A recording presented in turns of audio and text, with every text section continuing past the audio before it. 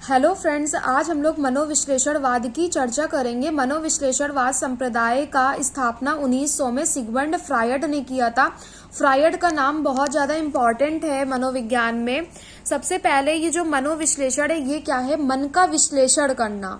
जब आप एक टीचर बनेंगे तो एक बच्चे के मन का विश्लेषण करना अति आवश्यक हो जाता है। तो सिगमंड फ्रायड ने 3 प्रकार के मन बताए हैं: अर्धचेतन, अचेतन और चेतन मन। तो सबसे पहले अचेतन मन को इन्होंने 90% बताया, क्योंकि हर चीज अपने पर संपूर्ण होती है, 100% होती है। तो जो तीनों माइंड है उसमें जो आपका अचेतन मन है उसको 90% इन्होंने कहा है। और ये जो अचेतन मन है इसकी इन्होंने समानता इदम से बताई है। इदम क्या होता है? इदम एक ऐसी अवस्था है जहां पर शारीरिक इच्छाओं पर, मानसिक इच्छाओं पर नियंत्रण नहीं रहता। एक आपकी मानसिक इच्छाएं होती हैं और एक शारीरिक इच्छाएं रहती हैं। तो जो मानसिक इच्छाएं और शारीरिक इच्छाएं अनबैलेंस्ड होती हैं यहाँ पर इदम में। और अचेतन मन जो होता है, पहले तो अचेतन मन जो होता है इसमें संवेग होता है, भावना होती है, मूल प्रवृत्ति होती है, कुछ इसमें दमित इच्छाएं भी होती हैं, अनैतिकता इसमें सारे काम होते हैं, यौन ऊर्जा इसी में होती है, पशु प्रवृत्ति, लालच, स्वार्थ सब आपके इदम और अचेतन मन में होता है। क्योंकि अचेतन मन को इन्होंने इदम के इक्वल बताया है। जो अचेतन मन है इसमें जन्मजात होता है, आनंदवादी ये मन होता है, इसमें सब चीजें आनंद की चाहिए, सबसे पहले ये विकसित होता है, बाल्यावस्था में सर्वाधिक ये सक्रिय होता है, इच्छाओं का भंडार गृह होती है। मतलब जो आपका चेतन मन होता है इसमें आप कोई ना कोई इच्छाएं करते ही रहते हैं। विद्यार्थियों के लिए बहुत महत्वपूर्ण ये समय है।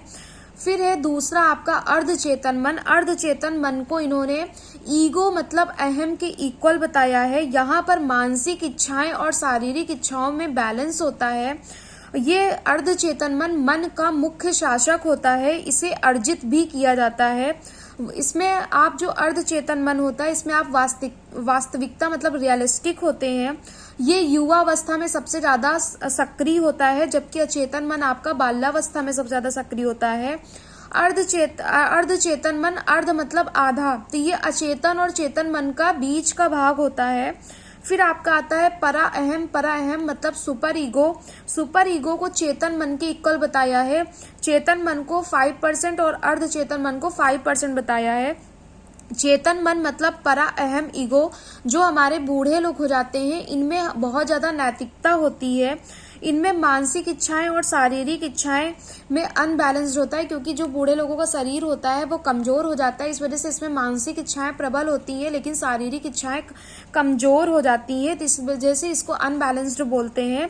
जो आपका चेतन मन होता है ये नैतिकतावादी होता है, आदर्शवादी होता है, दूसरों के लिए जीना होता है। जो बूढ़े लोग होते हैं उनसे अगर आप कभी बात करो तो उनको लगता है कि नहीं, मेरे बेटे, मेरे बच्चे मेरे खुश रहे, हमें क्या चाहिए, तो इसका मतलब है वो दूसरों के लिए जीना चाहते हैं। उनमें नैतिकतावादी आदर्शवादी चीजें ज्यादा रहती हैं।